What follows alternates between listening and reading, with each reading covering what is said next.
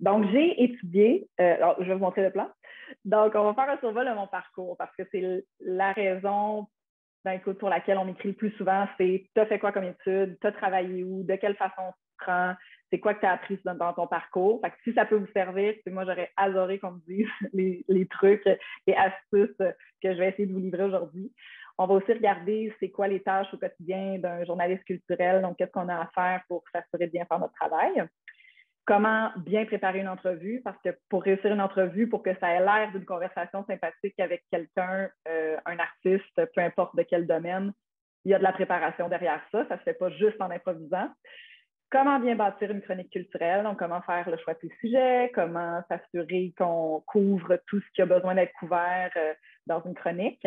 Et ça, c'est complètement pas objectif. C'est, selon moi, les qualités d'un bon journaliste. Qu'est-ce que ça prend comme aptitude pour persévérer puis continuer de percer dans le domaine.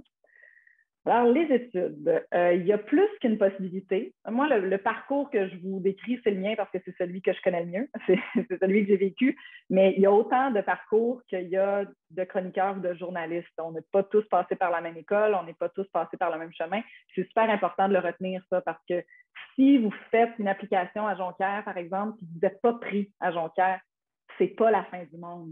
Il y a d'autres options, puis il ne faut jamais que vous laissiez un nom vous faire abandonner dans ce domaine-là parce que des noms, vous allez en avoir, puis peut-être même juste en commençant vos études, il y a peut-être des cours où ça va être difficile, puis il ne faut jamais baisser les bras. Ça, c'est vraiment, vraiment super important. Je vais le répéter souvent, mais ça prend des efforts, ça prend de la persévérance, ça prend la capacité aussi de faire des sacrifices. Puis je vais vous expliquer ça un petit peu plus au cours de mon parcours. Donc moi, ce que j'ai choisi de faire, parce que c'était pas mal ce qui était disponible à l'époque, il n'y avait pas encore vraiment le CRTQ à Québec, il n'y avait pas Promédia à Montréal. C'était vraiment, si on voulait travailler dans ce domaine-là, faire la technique de communication dans les médias à Jonquière. Ça se sépare en trois, je ne sais pas si vous connaissez déjà là, un peu la formation, mais il y a l'animation radio, la publicité et le journalisme vraiment écrit. Puis au bout d'une session, on choisit quelle branche on veut prendre. Puis moi, c'était vraiment clair déjà, je le savais, je voulais m'en aller en radio. C'était décidé. Alors, c'est 3 ans de formation, 3 ans au bout desquels on a un stage. Et non seulement la formation est vraiment, vraiment complète à Jonquière, je ne peux pas parler pour les autres écoles, je ne les ai pas faites, mais c'est tellement complet parce qu'on nous amène aussi à devenir adultes. T'sais. À 17 ans, je m'en allais en appartement là-bas alors que je suis de la Rive-Sud de Montréal.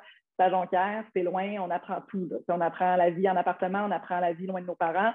Puis à travers tout ça, on apprend le travail qu'on souhaite pratiquer plus tard. Puis la dernière année, on mettait en place une station de radio. Donc, on devait tout faire, la programmation, on devait tout bâtir, qu'est-ce qu'on allait faire comme contenu. Donc, ça a été très, très enrichissant, je dirais, comme expérience parce que c'était très près de ce qu'on allait faire dans la vie.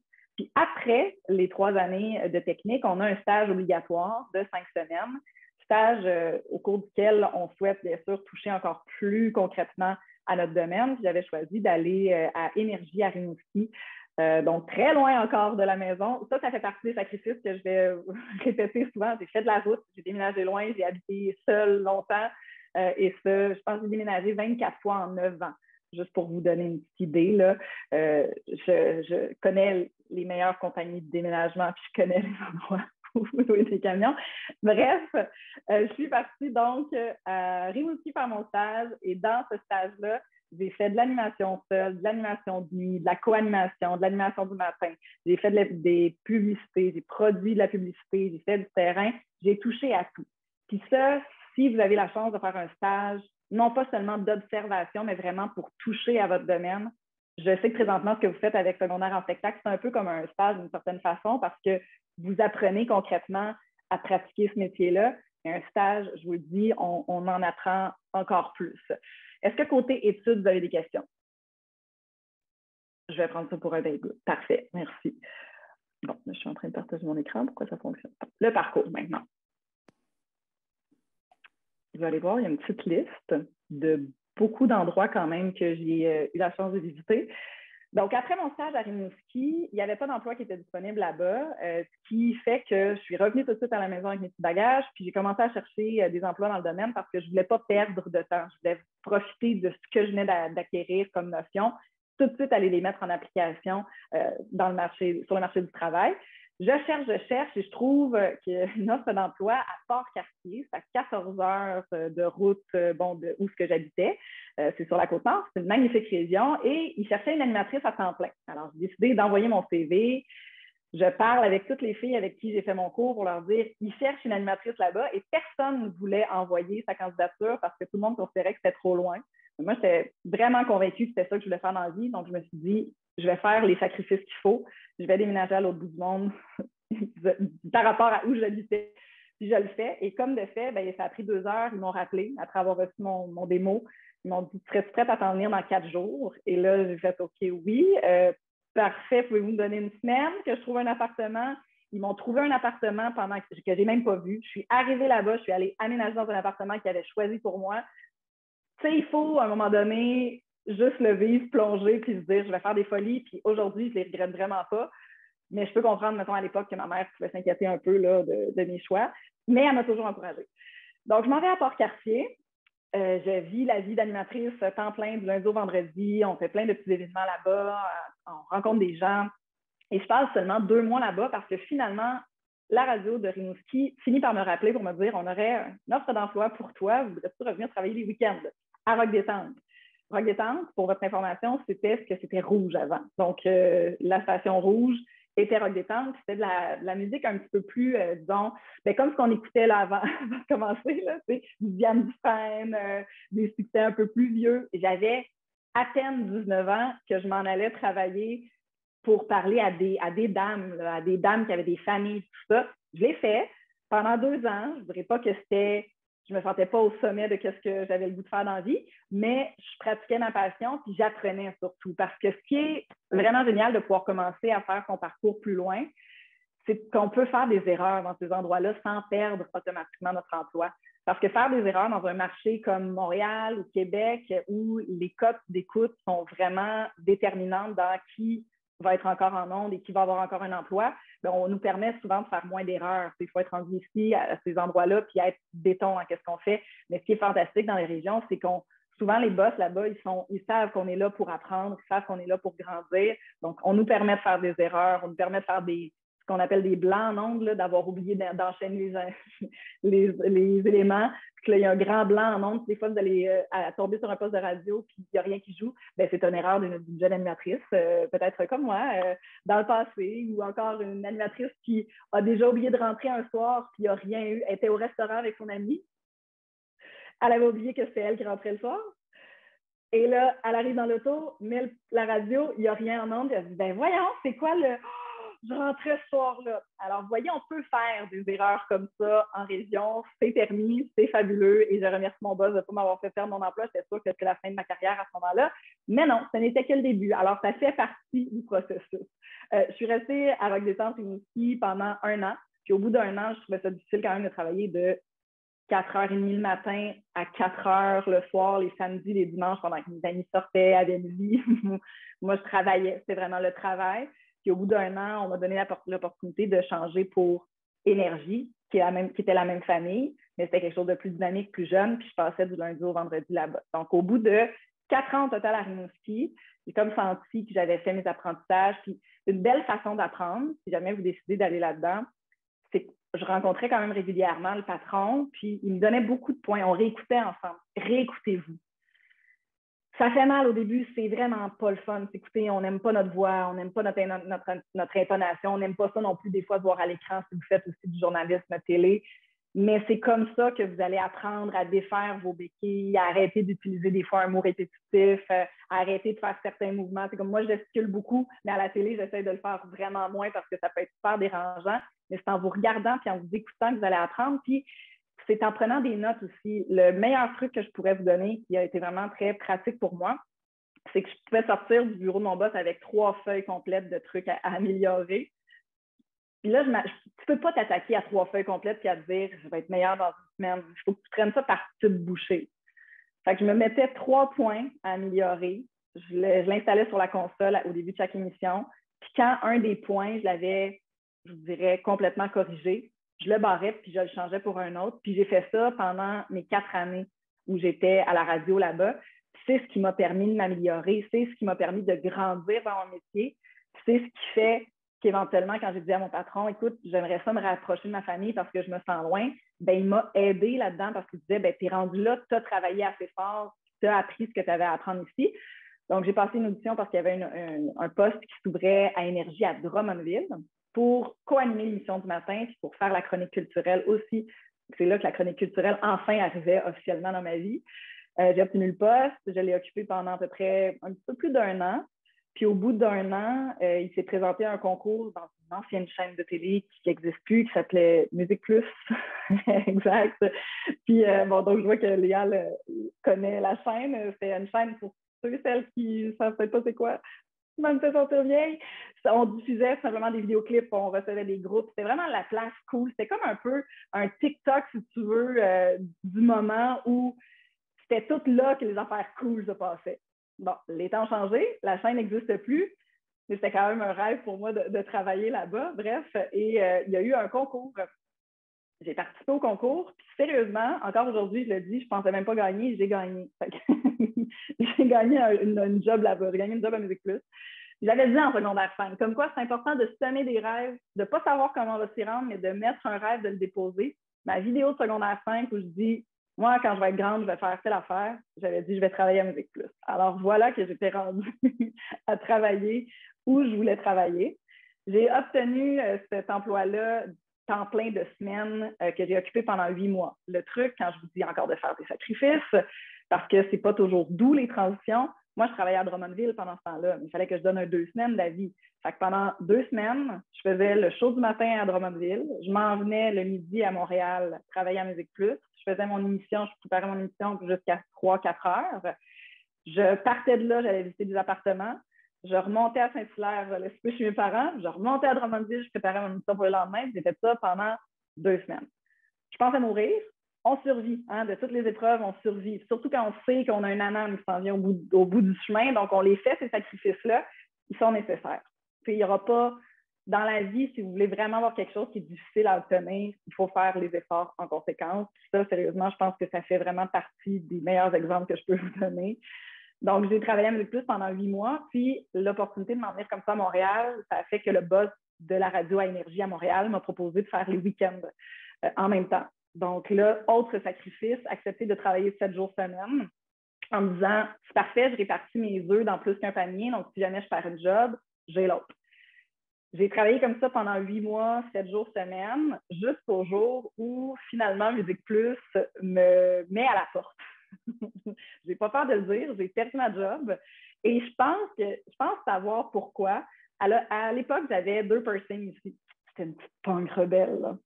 Et quand je suis rentrée à Musique Plus, on m'a engagée comme ça. Puis au bout de quelques semaines, on a commencé à me demander genre, quand est-ce qu'il va les enlever. Puis j'étais un peu, je comprenais pas pourquoi vous allez me demander d'enlever quelque chose que j'ai là. Puis je me suis fermée. Je me suis même pas ouverte à la possibilité de les garder. Parce que dans mes principes, c'était comme vous n'allez pas me demander de changer mon apparence. Je suis comme ça, j'ai décidé que c'était comme ça. J'aurais pu mettre un peu d'eau dans mon vin. Coudonc, à l'époque, je n'étais pas comme ça. J'étais plus fermée sur mes points. J'ai tenu mon bout, ce qui fait qu'au bout de 8 mois, ben, je suis rentrée dans le bureau du boss et on m'a dit, t'as pas. En fait, ce qu'on m'a dit, ça, c'est un autre exemple de vous dire, ne vous découragez pas si quelqu'un met des bâtons dans vos roues un jour.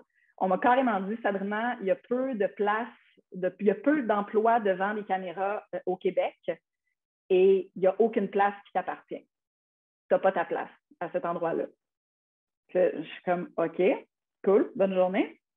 Je suis repartie à la maison détruite en me disant, OK, c'est ça que je voulais faire de ma vie. Je pensais que j'étais à la bonne place, mais clairement, on est en train de me dire que non. Et ça a été des mois difficiles. Ça arrive à tout le monde. Surtout que je pensais avoir encore mon emploi à la radio. On se rappelle que je travaillais les week-ends. Et 5 jours plus tard, parce que je n'étais plus à Musique Plus, ben, j'étais comme plus intéressante d'être à la radio. Alors, j'ai aussi perdu mon emploi à la radio en 1 semaine. Voilà, la claque d'en face est arrivée. Comment j'allais me redresser de ça? Parce que c'est quand même dur parce que j'avais quelque chose à apprendre de ça, clairement. Et c'était la chose suivante, à retenir, super important. Selon moi, je m'appuyais beaucoup sur ce que j'étais à travers mon travail et je ne savais pas ce que j'étais moi. Je m'explique. dans ma tête, j'étais juste une animatrice. J'étais une animatrice, c'était ça ma vie, c'était que ça ma vie. J'avais pas tissé d'autres choses autour. J'avais pas vraiment découvert c'était quoi mes autres passions, qu'est-ce que j'avais le goût de faire quand je travaillais pas. J'étais carrément workaholic, comme on dit, pardonnez-moi un terme, mais j'étais accro à mon travail. De devoir prendre la distance comme ça m'a fait réaliser que le jour où j'aurais le privilège, parce que c'est vraiment un privilège de pouvoir travailler dans ce domaine-là, si j'avais un jour le privilège qu'on me redonne un emploi, bien, il faudrait que je trouve un équilibre. Puis il faut apprendre à dire non s'il y a des opportunités des fois, parce que se surcharger, j'ai eu le meilleur exemple que ça ne donnait pas les résultats que moi je m'étais imaginé. Donc, j'ai quand même passé 1 an et demi à ne pas travailler dans le domaine. 1 an et demi là, comme ça, là, à se demander tous les jours, est-ce que je vais avoir une place un jour dans ce domaine-là? C'est long en petit. J'ai quand même continué j'avais pas le choix de continuer de travailler. Je me suis trouvé un emploi de traiteur à domicile. J'avais de la misère à me faire un sandwich à la maison. Il fallait que j'aille faire des sushis dans la cuisine des gens. Fait que je me suis débrouillée. On se débrouille toujours quand on veut arriver à nos fins. Et à travers tout ça, je faisais quelques heures. Ça commençait là, les réseaux sociaux pour les émissions de télé. Donc, j'étais gestionnaire de 2 émissions sur En direct de l'univers, sur Un air de famille. Donc, j'allais prendre des photos en coulisses, je publiais des trucs sur les réseaux sociaux, mais c'était vraiment les premiers balbutiements. Là. Tu sais, maintenant, c'est rendu des jobs complets, il y a des formations pour ça. Moi, j'arrivais de nulle part, j'avais un téléphone, j'étais comme, OK, je vais prendre des photos de vos affaires en coulisses, mais j'avais aucune idée de ce que je faisais. Là. Mais j'ai accepté la job en disant, je vais faire de mon mieux. Tu sais, je suis allée en entrevue en les convainquant que j'allais être capable. Puis quand on veut, on peut. Donc, j'ai fait ça quand même un petit moment, même si à tous les jours où je rentrais à ce travail-là, ça me faisait un gros pincement au cœur parce que moi, la place où je voulais être celle qui faisait les entrevues, tu sais, je voulais être celle qui allait rencontrer ces artistes-là, pas juste celle qui était comme reclus un peu en arrière. Ça m'anime d'aller à la rencontre des gens. C'est parce que je veux mettre les autres en valeur que je fais ce travail-là. Donc, de ne pas avoir cette opportunité-là, oui, c'était déchirant. Puis oui, il a fallu que je pèse pile sur mon orgueil. Puis ça a été une grande épreuve, mais j'ai tellement appris. Puis il y a toujours eu une petite voix dans moi qui me disait, tu vas avoir ta place, mais de quelle façon? Parce que je dois quand même vous préciser que moi, je n'avais pas de contact dans le domaine. Je n'ai pas un papa ou une maman qui a déjà travaillé dans le domaine. Mes parents ne font pas ça du tout de leur vie. Donc, je ne connaissais même pas une personne que je pouvais appeler quelque part pour dire, peux-tu m'aider à trouver un job? Puis moi, je partais vraiment d'aller voir les génériques d'émissions, trouver le nom de la productrice ou des recherchistes, taper ça sur Google, essayer de trouver un email, envoyer un email de présentation.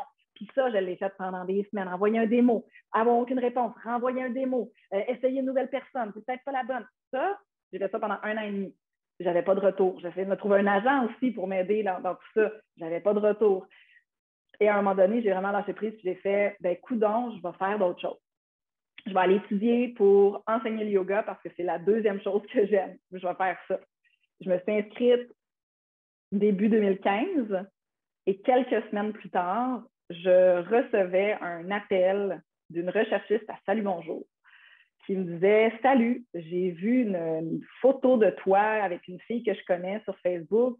Tu as l'air lumineuse. Écoute, j'ai fait des recherches sur toi. J'ai trouvé que tu avais un démo de télé. Puis je l'ai montré à ma productrice parce qu'elle cherchait quelqu'un pour un remplacement de congé de maternité au culturel à Salut Bonjour. Moi, ça fait 1 an et demi que je ne travaille pas là-dedans, que dans ma tête, je n'existe plus pour personne. Je faisais des petits remplacements radio par-ci par-là, mais c'était tout. Là, je ne comprends pas pantoute d'où ça arrive. Elle dit, tu veux-tu passer une audition? Bien, certainement. Tu sais, passe l'audition et je me suis plantée. J'ai été la pire en audition. Je ne savais pas quelle caméra regarder, j'étais trop stressée, je voulais absolument avoir l'emploi, je me rappelle de rien de ce que j'ai dit, ce que je disais avait aucune cohérence.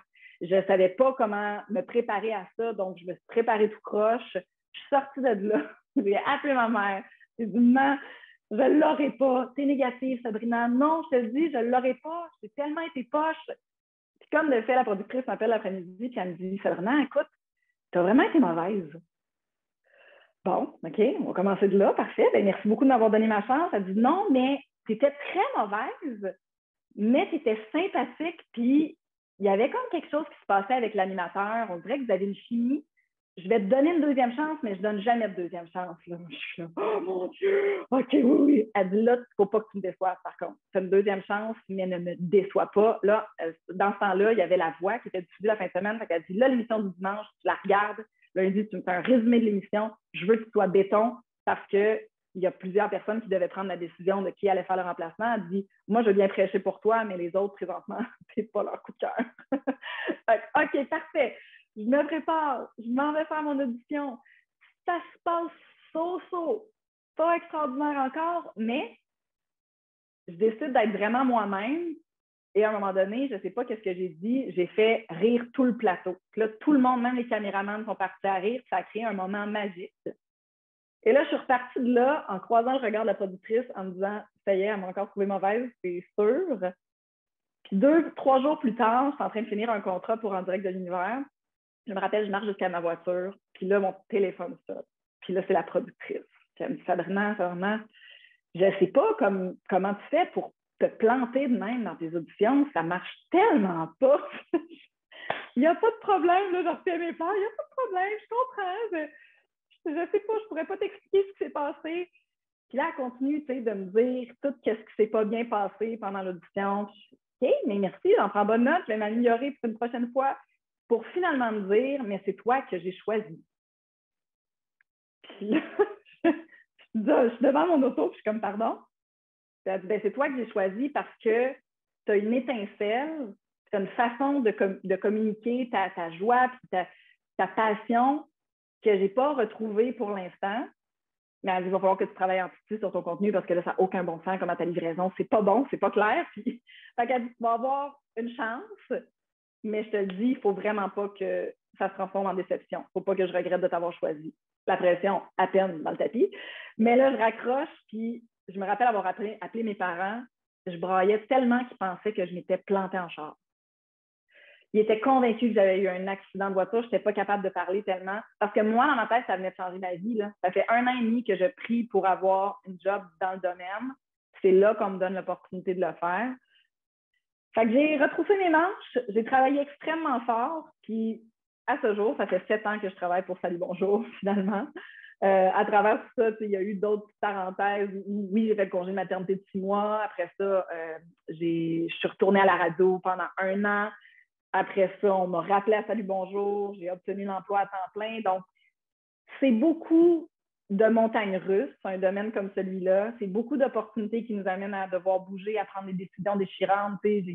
Quand je travaillais à Rimouski et que je me suis envenue, j'ai laissé un amoureux là-bas qui était vraiment formidable, mais qu'à un moment donné, tu as quelque chose, tu as une passion que tu veux vivre en... Puis même lui, il m'a dit, va vivre ta passion, parce que j'ai l'impression qu'il y a quelque chose qui va te manquer de ta vie si tu n'y vas pas. Fait qu'il y a des situations, vous allez vous retrouver là, dans la vie où les 2 choix vous enlèvent quelque chose, puis les 2 choix vous donnent quelque chose.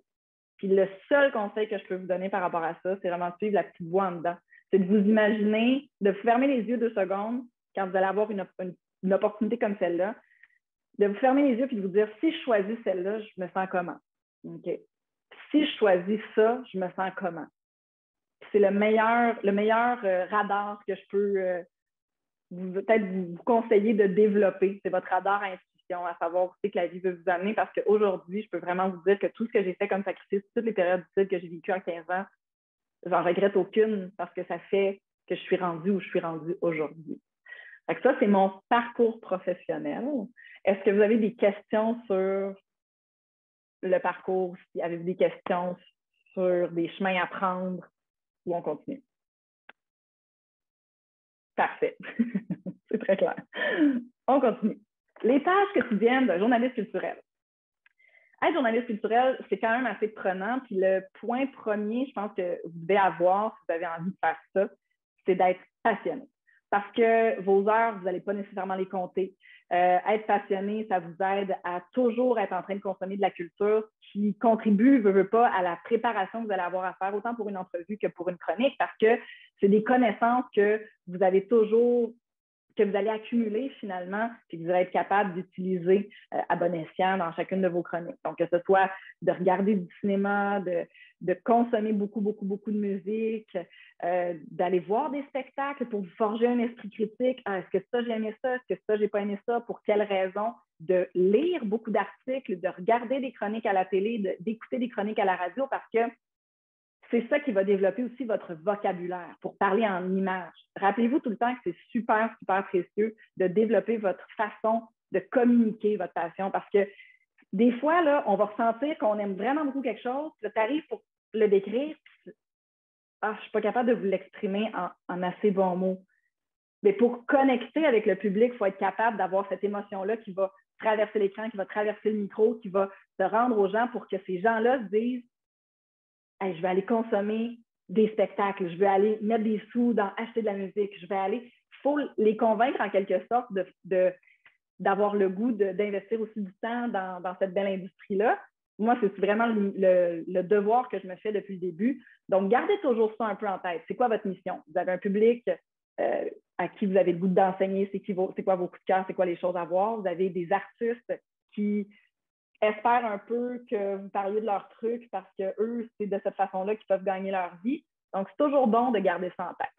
D'abord et avant tout, survoler les nouvelles sur vos sites de référence. Au fur et à mesure que le temps va avancer, vous pouvez vous trouver des sites de référence. Ça peut être tous les sites de nouvelles, donc Journal de Montréal, Journal de Québec, Radio-Canada, TVA Nouvelles, des sites à l'international aussi, que ce soit, là, je pourrais vous faire ma liste de tous les sites, mais tous les sites culturels, vous faites une belle liste. Moi, je fais un survol de ça tous les soirs en vue de l'émission du lendemain, parce qu'on se lève tellement tôt.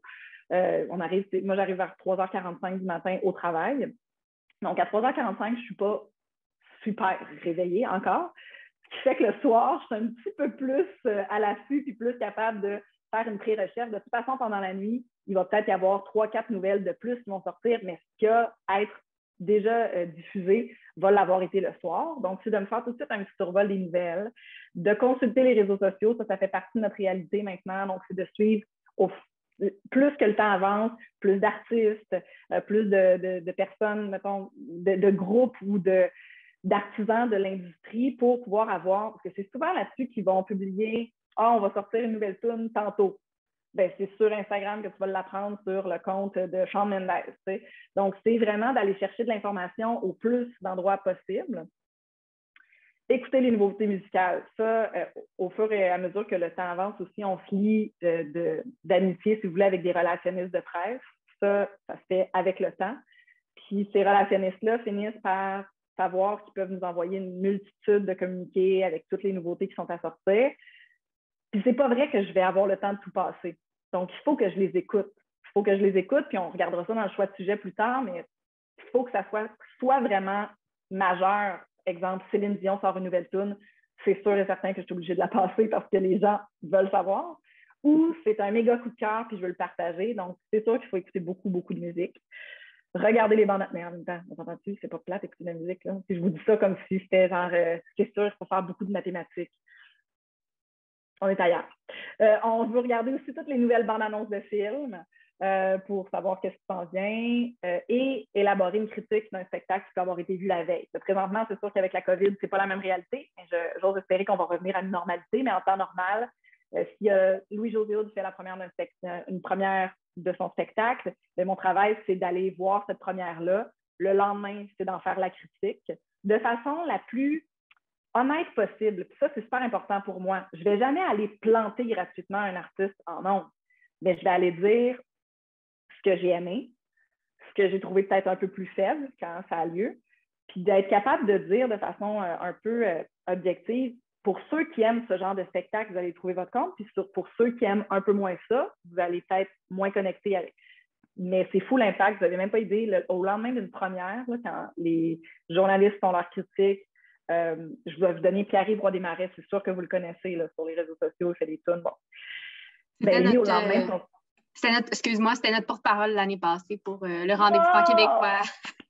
Oui, on l'aime tellement. Voilà, c'est bon, c'est ça. Voilà. Alors, clairement, vous le connaissez. Ben, lui, au lendemain de sa première, puis en plus, c'est un des meilleurs shows que j'ai vu de ma vie, ben, tous ses billets se sont vendus pour sa tournée, genre le lendemain. Puis là, j'avais des collègues qui me disaient, mais là, je ne suis même pas capable d'en trouver parce que les critiques étaient dithyrambiques. Tout le monde avait capoté sur le spectacle. Et l'impact a été que tout le monde en a parlé, tous les chroniqueurs en ont parlé le lendemain et tous les billets sont vendus. Fait que vous avez, quand on se rend compte du rôle qu'on joue aussi dans toute cette industrie culturelle-là, ça motive, disons, à faire beaucoup d'efforts pour bien faire notre travail parce qu'on a plein de raisons de le faire. Et puis, on est chanceux d'être là parce qu'on n'est pas nombreux à pratiquer ce travail-là. Et par la suite, c'est d'établir un plan des sujets parce que, comme je vous dis, si j'ai comme 4 chroniques de 4 minutes à chaque matin, je peux faire à peu près 4 sujets par chronique.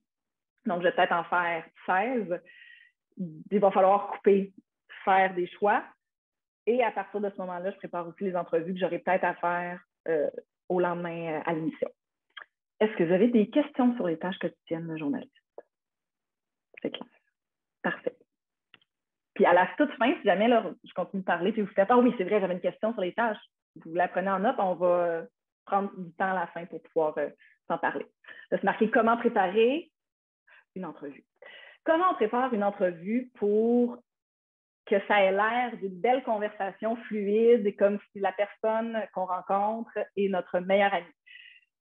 C'est dans la préparation, mais ça commence par déterminer l'angle. Fait que souvent, quand on va me dire, bon, Sabrina, cet après-midi, tu vas aller faire un tournage, parce que souvent, je vais faire un tournage, encore là, dans la vie normale avant COVID, tu vas aller faire un tournage pour parler de tel spectacle, mais on va la diffuser le lendemain. Donc, le lendemain, on va couper des bouts d'entrevue, puis on va les diffuser. Mais il faut quand même savoir pour quelle raison je m'en vais parler à, je sais pas, justement, Pierre-Yves Roy. Est-ce que il est porte-parole d'une cause? Est-ce que c'est pour son nouveau spectacle? Tout de suite, d'entrée de jeu, il faut savoir un peu autour de quoi l'entrevue va se tisser. Bien connaître son invité, ça implique pas est-ce qu'on a soupé ensemble la semaine passée ou est-ce que c'est mon cousin? C'est plutôt de lire vraiment tout ce qui le concerne. Et là, il ne faut pas devenir fou non plus. Là. Je ne vous demande pas de lire tous les articles qui sont sortis pendant les 5 dernières années à son sujet, mais c'est de lire sa bio, savoir un peu il vient d'où, qu'est-ce qu'il a fait comme parcours. Parce que ça, en entrevue, même si ce n'est pas dans vos questions, ça peut aider à connecter un peu plus avec lui. Et s'il fait une blague sur quelque chose, puis j'ai aucune idée que, je ne sais pas, il a étudié à Saint-Jérôme, puis qu'il fait une blague sur Saint-Jérôme, ben, je ne pourrais pas embarquer. C'est là que c'est précieux d'avoir un peu plus d'informations sur il fait quoi dans la vie, il vient d'où, c'est quoi son histoire, sans devenir fou. Survol de ses actualités, bien sûr.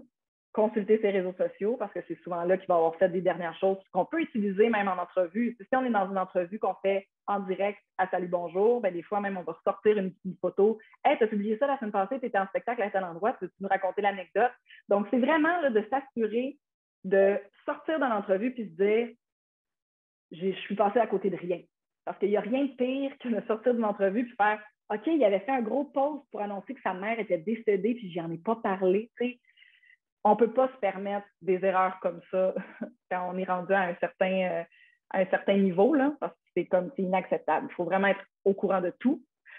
Bien sûr, avec toutes ces infos-là qu'on a, connaissant notre angle, connaissant notre invité, c'est de vraiment préparer ses questions. C'est beau l'improvisation, mais moi encore, après 15 ans, je continue d'écrire mes questions à l'avance parce que ça me permet d'aussi trouver un ordre logique dans lequel ça va être intéressant de poser des questions si l'entrevue se fait en ondes, en direct.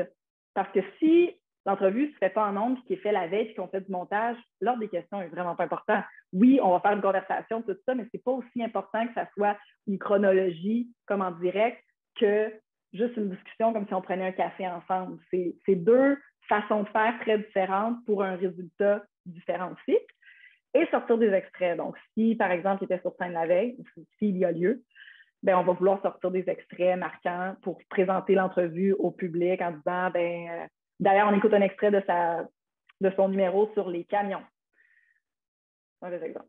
Mais on comprend. Donc, c'est juste pour supporter nos propos. Ou si l'artiste vient de lancer une nouvelle chanson, ben, on veut la faire entendre au public. On ne va pas juste la décrire. S'il vient de lancer une nouvelle chanson, il faut toujours penser que la personne qui écoute l'émission, elle a besoin d'avoir le plus d'informations possible pour que ça soit intéressant.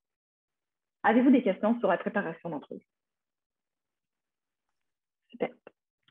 Moi, j'en ai. Oui? Moi, j'en aurais une. Est-ce que c'est vraiment toi qui fais vraiment tout ce travail-là ou je sais que vous avez des recherchistes parce que c'est les recherchistes qui font aussi le travail?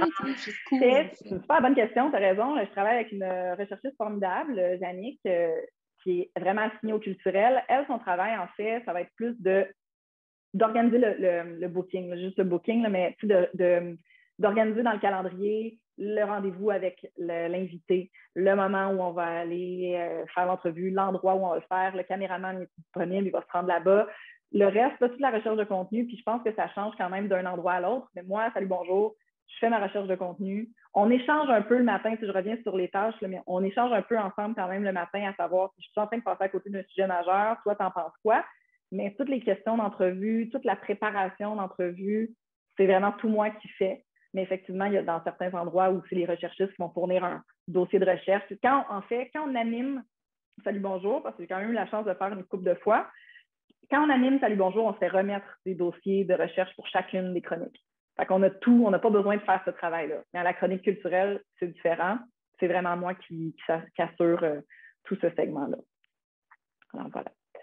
Et pour réussir ton entrevue, ça fait plaisir, je vous ai mis des exemples. Il faut d'abord que l'invité soit à l'aise. Donc, si vous arrivez, que vous ne vous rappelez plus c'est quoi son nom, ça part mal en souci. Il faut mettre l'invité en valeur. Il faut se rappeler qu'on est là pour lui. On fait sa promotion et on ne fait pas la nôtre. On n'est pas là pour chaîner. On est là pour le faire briller lui. Donc, il faut vraiment s'assurer qu'il soit à l'aise. Si tu as besoin de quelque chose, on pense. Puis c'est pour ça que la préparation faite en amont est importante. Parce que si vous êtes préoccupé par « Attends, les questions, c'est bien fait, c'est pas bien fait », là, vous ne serez pas disponible. Votre préparation est faite, elle est dans un petit tiroir de votre cerveau. Là, vous vous assurez que votre invité est à l'aise. Puis être à l'aise aussi en entrevue, ça peut impliquer que si jamais vous lui posez une question très personnelle, ça prend du doigté pour le faire. C'est comme, je prends l'exemple de quelqu'un qui aurait justement perdu sa maman ou son papa. Pour aller là, on ne peut pas juste poser la question. Donc, perdre ta mère, vous vous en doutez, il faut... Je comprends que tu as vécu un moment difficile dernièrement. Est-ce que tu as envie de nous en parler? Si tu n'as pas envie, je comprends ça. C'est de vraiment sentir qu'il est respecté, l'invité, à travers tout ça. On n'est pas là. Moi, ce n'est pas mon travail. Je sais qu'il y a des journalistes qui sont un petit peu plus, qui ont du torque, mais moi, mon but, c'est vraiment d'établir des belles rencontres, des beaux liens avec les gens. Donc, moi, le fait que l'invité soit à l'aise, je trouve ça super important. C'est comme ça, souvent, qu'il va décider de se livrer davantage. Hein. C'est quand la confiance va être établie après, des fois, une deuxième rencontre dans la vie, une cinquième rencontre, bien, la personne, elle va te faire plus de confiance à toi qu'à un autre journaliste parce que le lien, rappelez-vous que vous allez recroiser souvent les mêmes personnes dans la vie. Fait que si, à un moment donné, tu scrates carrément une relation avec un, elle va être dure à rebâtir après. Fait que c'est vraiment de s'assurer qu'à chaque fois, ça se passe bien. Être à l'écoute. Oui, c'est nous qui posons les questions. L'invité, là, à travers ses réponses, va vous fournir une foule d'informations que vous allez pouvoir utiliser pour une autre question. Puis même si vous vous êtes fait un plan, puis vous vous êtes dit, il faut que j'aborde tout ça, le fait d'être préparé, que ce soit dans un petit tiroir, et le fait d'être à l'écoute va vous permettre d'utiliser ces questions pour aller encore plus loin, puis que ça soit plus fluide. Puis je me suis souvent fait dire par des artistes que c'était vraiment plus agréable pour eux de sentir qu'on ne regardait pas nos cartons pour poser nos questions. Parce que, imaginez, vous posez une question, puis là, pendant qu'il parle, vous regardez vos questions, pour le prochain, c'est ça. Puis là, il arrête de parler. OK. Fait que là, maintenant, ça, c'est super insultant pour quelqu'un. Ils vont souvent se fermer à ce moment-là, puis ils n'auront pas le goût de continuer l'entrevue. Ça va finir assez sec, puis parce qu'ils ne se sentent pas écoutés. Mais l'écoute reste vraiment primordiale. Improviser, c'est sûr que c'est un plus. Alors, si vous êtes préparé et que vous écoutez, vous allez être capable d'improviser. Ça va souvent donner des moments magiques. Rappelez-vous aussi que vous êtes comme en train de prendre un café. Je sais qu'au secondaire, vous ne prenez pas de café, mais un petit verre d'eau avec... vous prenez une collation, genre, avec un ami. C'est ça votre but. C'est de vous sentir comme ça, que lui se sente comme ça. Fait oubliez qu'il y a une caméra ou c'est en train d'être enregistré. Je suis juste en train d'avoir une discussion avec cette personne-là de façon professionnelle. Oui, mais c'est de juste que ça soit fluide, que ça se suive. Puis improviser, c'est toujours plus avantageux. Puis on fait l'entrevue pour le public. Ça, il ne faut pas perdre ça de tête, que même si vous rencontrez la personne de qui vous êtes le plus fan au monde, vous avez le droit de vivre votre trip. Vous avez le droit de dire à la personne, moi, j'écoute ton travail depuis super longtemps, je suis vraiment fan, j'aime beaucoup ce que tu fais. Mais là, à un moment donné, il ne faut pas tomber non plus dans je vais poser juste les questions que moi, j'ai goût de poser. Non, il faut se rappeler qu'on fait une entrevue qu'on va présenter à des gens demain. Donc, qu'est-ce qui est intéressant pour eux de savoir? Il faut toujours garder ça en tête. On ne fait pas l'entrevue juste pour nous. Oui, on fait plaisir, c'est sûr. On ne passera pas un mauvais moment. Mais on garde en tête qu'on le fait pour d'autres personnes. Comment bâtir et livrer une chronique culturelle? D'abord et avant tout, faire un choix de sujet. Là, vous avez lu tout ce qui se passait partout. Il faut faire un choix. De quelle façon on fait les choix? Par importance et par coup de cœur. Donc, comme je vous expliquais tantôt, ça se développe aussi avec le temps, mais à un moment donné, ça devient assez évident c'est quoi les choses qu'il faut faire. Comme là, présentement, je fais beaucoup d'annonces, d'annulations de spectacles, mais c'est ça que les gens veulent savoir. Ils ont tous des billets pour Dua Lipa, Billie Eilish qui s'en vient, City & Color qui vient juste d'annuler, ça fait une demi-heure. Les gens ont besoin de savoir ce genre d'informations-là, fait que c'est sûr qu'on ne peut pas passer à côté, même si je suis tannée de dire le mot annulation puis report de spectacle, c'est ça que les gens ont besoin de savoir. Par la suite, je vais présenter des coups de cœur, je vais y aller selon les nouvelles que j'aime le plus ou qui me parlent le plus, parce que la passion qu'on a des fois à travers notre livraison pour un sujet, ben, va changer la donne complètement. Ça va donner une chronique extraordinaire parce que ça vient du cœur. Ça peut être super précieux aussi quand on est avec un employeur qui nous permet de faire ça, parce que dans d'autres stations ou d'autres endroits, j'ai déjà travaillé dans des stations de radio où c'était comme, ben, on ne veut pas vraiment que tu fasses la découverte, on veut que tu parles seulement des artistes qu'on joue en ondes. Donc, c'est sûr que vous allez vous adapter d'un employeur à l'autre. Tout lire et tout regarder sur chaque sujet. Donc, je ne vais pas me baser seulement sur un article pour apporter la nouvelle en ondes, parce que sinon, ben, écoute, je vole carrément le travail d'un journaliste qui l'a écrit, donc qui l'a écrite, la nouvelle. Donc, si, je ne sais pas, il y a une nouvelle justement sur Elton John, c'est le pire exemple, parce que je ne sais même pas si vous le connaissez. Ah, vous le connaissez peut-être à cause de sa collabo. Non, on me fait signe que non. OK. OK, Justin Bieber. Fait que Justin Bieber, il sort quelque chose et il faut lire plus qu'un article, parce que souvent, dans un nouvel article, ben, il va y avoir un point intéressant qui n'a pas été soulevé dans l'autre article. Puis là, de cette façon-là, on peut faire notre propre nouvelle avec le plus d'informations qu'on a trouvées. Puis c'est d'être vraiment au courant, un peu comme ce que je vous disais un peu plus tôt pour l'entrevue, de trouver son angle et sa couleur. Ça, c'est super intéressant parce qu'on est plusieurs à vouloir travailler dans ce domaine-là. Puis il faut se démarquer d'une façon ou d'une autre. Puis moi, je pense que la meilleure façon de se démarquer, c'est pas en jouant un rôle ou en faisant n'importe quoi, c'est en étant soi-même. Puis vous allez apprendre à vous connaître au fil du temps. Tu sais, vous avez toutes des amies différentes, différents, puis vous avez des qualités que vos amis aiment, puis vous avez des façons de faire que les gens qui vous entourent sont comme, ben il y a juste toi qui fais ça comme ça. Misez sur ce que vous êtes. Parce que c'est de cette façon-là que j'ai eu la job alors que j'étais super poche en audition. J'ai été moi, j'ai dit quelque chose qui était drôle, que je n'ai pas forcé, puis ça m'a donné une job que j'ai encore aujourd'hui. Fait que misez beaucoup sur ce que vous êtes, apprenez à vous connaître, puis apprenez à, ben, c'est quoi la façon dont je vais aborder cette nouvelle-là? Si justement, je vais revenir à Shawn Mendes, il lance une nouvelle chanson, il est en rupture avec Camila, de quelle façon est-ce que je veux l'aborder? Ben, je peux commencer en parlant avec mes coéquipiers. On a tous déjà vécu ça, une peine d'amour. Hein? Ah, oui, c'est tellement tough. Avec le Shawn Mendes dans sa nouvelle chanson, il nous parle de sa rupture, puis je vous avoue qu'il n'a pas l'air de la trouver facile. Donc, c'est vraiment de vous approprier la nouvelle, puis de décider, avant d'arriver en ondes, ça fait partie de votre travail de préparation, de décider un peu comment je vais la présenter. Parce que quand vous êtes en ondes, que dans votre oreille, le réalisateur vous dit « OK, on est là, OK, tu as ton visuel », puis que l'assistante réalisatrice vous dit « reste 3 minutes », puis là, que l'animateur qui pose une question pendant ce temps-là, puis qu'il y a toi qu'il faut qu'il parle puis qu'il lise ta nouvelle, si tu n'es pas préparé, ça va finir mal. Ça ne sortira pas comme tu veux, puis ça ne sortira pas de la bonne façon. Fait encore là, vraiment d'avoir tout fait ce travail-là à l'avance, vous allez être en contrôle, ça va avoir l'air d'être improvisé, puis ça ne l'est pas totalement. Là, je n'avais pas le terme français pour point form, mais donc de préparer vos notes. Les premières chroniques que j'ai faites, là, mettons les 3-4 premières années, j'écrivais des textes au complet. Parce que je faisais en plus ma propre mise en onde à la radio. Donc, je me disais, s'il y a un problème technique, il faut que je puisse m'appuyer sur quelque chose. Donc, j'écrivais mes chroniques au complet. Mais ça va m'avoir formé parce que maintenant, je peux m'écrire juste des points, puis je suis capable de livrer quelque chose parce que mon cerveau, il est entraîné pour ça. Mes réflexes sont développés. Donc, un jour, vous allez arriver au point où faire seulement un petit carton avec certains points, ça va vous amener sur... Mais vous allez développer aussi votre façon de faire parce qu'il n'y a pas juste une bonne façon de faire. Moi, je vous donne des conseils, mais vous avez peut-être une meilleure façon. Peut-être que vous fonctionnez par dessin. Peut-être que vous faites des dessins et puis vous comprenez puis vous savez où vous en allez. Puis c'est correct, tu sais. Tout est bon. Être à l'écoute de l'animateur. Ça revient à être à l'écoute de votre invité, mais être à l'écoute de l'animateur, c'est super précieux parce que c'est à lui, d'abord et avant tout, que vous présentez le sujet. Donc, si lui a des questions, le public aussi a ces mêmes questions. Fait que si vous êtes en train de parler, qu'il vous pose une question, vous ne l'écoutez pas trop, vous continuez vos affaires, ça ne fait pas super beau. T'sais. Ça ne fait pas professionnel, je trouve. Donc, oui, on parle de son sujet. Ah, tu vois qu'il veut interagir. Oui, il pose une question. Parfait, on continue. Puis ça vient aussi avec réagir avec spontanéité parce qu'il ne faut pas se laisser déstabiliser par « Oh, il me pose une question ».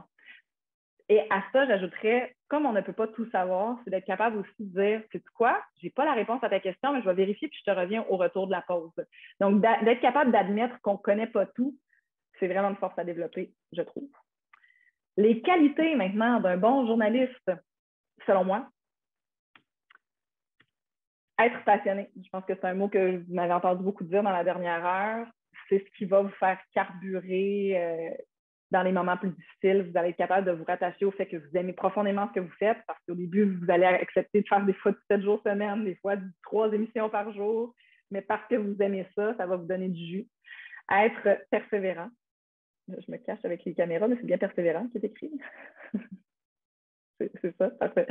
Donc, être persévérant à travers toutes les épreuves qu'on peut vivre dans un parcours, que ce soit celui-là ou que ce soit dans un autre domaine, c'est vraiment nécessaire de dire, OK, il y a eu un mur, ben, je vais trouver un autre chemin pour passer à côté, puis je vais me faire mon propre chemin. Être résilient. Donc, quand on vous dit non, quand on vous dit tu n'as pas de place devant la caméra, c'est d'être capable de prendre ça, de dire c'est tough, OK, je me retrousse les manches, puis je continue. Qui va un peu avec persévérance aussi, mais de ne pas seulement s'accrocher aux échecs puis dire que c'est impossible d'avancer après ça. Apprendre de ses erreurs, d'où l'importance d'aller faire des erreurs dans des plus petits marchés des fois. Être travaillant, parce que vous n'aurez pas d'emploi dans ce domaine-là si vous n'êtes pas prêt à travailler fort, parce que ça se fait pas par hasard comme ça. C'est vraiment à force de travailler des heures et des heures qu'on apprend aussi. Être reconnaissant. Quand on obtient un petit contrat, aussi petit soit-il, d'être dans la gratitude, d'être vraiment comme « Oh, je me sens privilégiée d'avoir ça », je vous le dis, ça développe une attitude positive. Les gens, après ça, vous côtoient, ils disent « Voyons, c'est un rayon de soleil » parce que c'est pas faké non plus. C'est comme ça qu'un jour, le téléphone sonne et « Hey, j'ai déjà entendu parler de toi, ça a l'air que c'est le fun de travailler avec toi. » Rappelez-vous que c'est un petit monde, un petit milieu. Vous voulez que la réputation que vous avez, elle soit positive. Être authentique, être vrai, ça revient à connaissez-vous bien puis soyez vous-même. On met les autres en lumière. Ça, c'est à ne jamais oublier. Quand on est un journaliste culturel, c'est les autres. On met le spotlight sur eux. C'est pour les faire briller qu'on fait notre travail, pas pour se faire briller nous-mêmes. Et être humble. Donc, de rester très terre à terre dans notre domaine, dans ce qu'on a à faire comme tâche, puis de garder les 2 pieds sur terre. Avez-vous des questions? Il n'y a pas de mauvaises questions en passant. Moi, dans la vie, toutes les questions qu'on m'a posées, c'est toutes des questions que je me disais, hey, c'est drôle, je me posais la même question. C'est sur quoi que vous aimez le plus travailler dans vos chroniques culturelles? Je dois avouer que j'ai un grand penchant pour la musique. Là. Moi, ça, c'est ce qui m'anime le plus. C'était la raison pour laquelle je voulais travailler dans ce domaine-là, c'est pour partager mes coups de cœur. Fait que je consomme énormément de musique, énormément de spectacles en temps normal. Fait que c'est vraiment la partie que j'aime le plus et qui est le plus facile aussi pour moi. Tu sais, je peux pas avoir autant de connaissances en cinéma que j'en ai en musique parce que la musique, ça m'accompagne depuis plus longtemps. Donc, j'ai à travailler un petit peu plus fort quand je veux essayer de trouver de l'information sur des films, sur des faits de films. La musique, ça va devenir plus naturel pour moi. Fait que c'est vraiment tout ce côté-là. Puis les entrevues. Les entrevues, là, ça me nourrit tellement. Souvent, je vais faire une entrevue, oui, pour mettre l'autre en lumière. Puis je repars de là, puis il y a des morales, les parcours des gens sont tellement inspirants. Je reviens de là avec un autre regard sur la vie. Donc, les échanges avec les gens, là, ça me nourrit beaucoup aussi. D'autres questions? Mais je trouve ça le fun que vous soyez inscrit dans un projet puis un programme comme celui-là. Je trouve que c'est encourageant de voir qu'il y a de la relève qui s'intéresse au domaine. C'est que vous décidiez ou non de travailler dans ce domaine-là présentement, que ça vous intéresse. Je trouve ça génial. Puis ça va peut-être, on ne sait pas, on va peut-être travailler ensemble un jour. Qui sait? Oui, puis tu sais, pour revenir avec le programme, là, tantôt tu parlais de connaître son invité. Puis c'est aussi important, je pense, dans le programme, tu sais, quand vous faites les spectacles, si vous faites une entrevue ou vous voulez écrire une chronique pour le spectacle de secondaire en spectacle, mais il faut aller voir les participants, les artistes, tout ça, puis essayer de les connaître un peu plus pour aller faire une bonne entrevue après ça. Fait que ça peut vraiment s'appliquer au programme, selon ce que vous faites. Là. Des fois, c'est plus des balados, de la radio, quoi que ce soit, mais peu importe. C'est ça. Mais dites-vous que vous n'aurez jamais trop d'informations. C'est ça qui est génial, c'est que vous pouvez creuser, puis en fait, l'effort que vous allez mettre dans le fait de creuser pour obtenir de l'information, si vous en mettez beaucoup, ça va donner une chronique meilleure puis une entrevue meilleure automatiquement parce que vous allez avoir plus d'outils. Voyez ça vraiment comme aller chercher des outils, aller chercher de la profondeur, parce qu'il n'y a rien de pire que d'arriver dans une entrevue pas préparée. Puis, tu sais, ça m'arrive là, des fois de devoir en faire une rapidement, comme OK, il faut que tu ailles faire ça, ou dans 2 minutes, tu parles avec chose d'une information rapidement. Ça ne sera pas l'entrevue en grande profondeur, mais on va y aller dans les points en surface qu'on doit aborder. C'est correct, mais quand vous avez du temps, quand tu sais que tu as une entrevue dans 1 semaine et demie, tu n'as pas de bonne raison de ne pas avoir fait tes recherches. T'sais.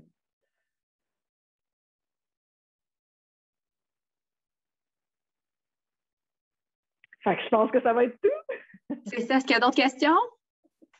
Non. Bon, ben, on va vous remercier de vous être présenté puis d'avoir été présente puis à l'écoute durant la formation. Vraiment. Donc, c'est ça. Si jamais il y a de vos amis qui ne pouvaient pas être là aujourd'hui, ben, ça va être en rediffusion là, sur la page Facebook, YouTube, Instagram de Secondaire en spectacle. Donc, vous allez pouvoir revoir la formation si jamais vous avez oublié quoi que ce soit puis que vous voulez aller voir les trucs, les qualités, les tâches, peu importe, lors de la formation. Sachez aussi que vous pouvez aussi m'écrire sur Instagram. Je reçois quand même beaucoup de messages, mais si vous avez une question qui vous pop vraiment après, je fais souvent un survol là, de ce que je reçois. Fait que si vous avez des questions à me poser, n'hésitez pas. Mon Instagram, c'est Fab Cournoyer.